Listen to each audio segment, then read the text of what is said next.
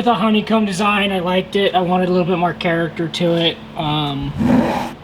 So the hexagons worked out pretty good. This will get side caps on it. And then it'll also tie into the main cross member because it hangs off the backside. But the transmission mount is in all the way. And it's fully welded. I have some part of the video, you'll see that.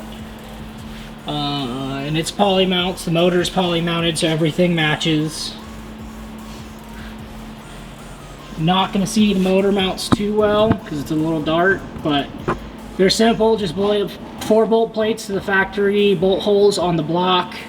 I ended up using the factory frame horns for the Cherokee, and 3/8 bolts that go through those main plates, and use the front holes on the factory frame horn motor mounts. Alright guys, thanks for watching this part of the build. If you have any questions, comments, and concerns how I did this, I will try to go in more in depth on the TIG welding part of it. I just wanted to get this part done and I kept on forgetting to film with the camera.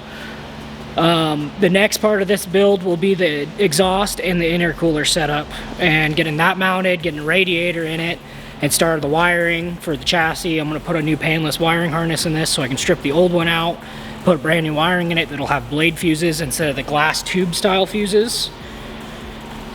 The intercooler piping will be all aluminum. That'll be a 3-inch kit to match what I did on Tree Hugger. I'll get on that very soon.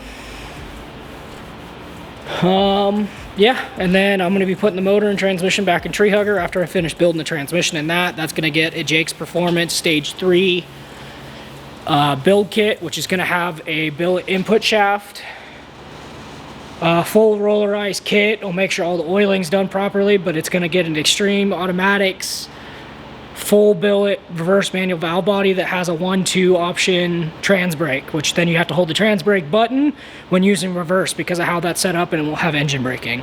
That is a 4L80. I'll have a little bit of footage on how to do that.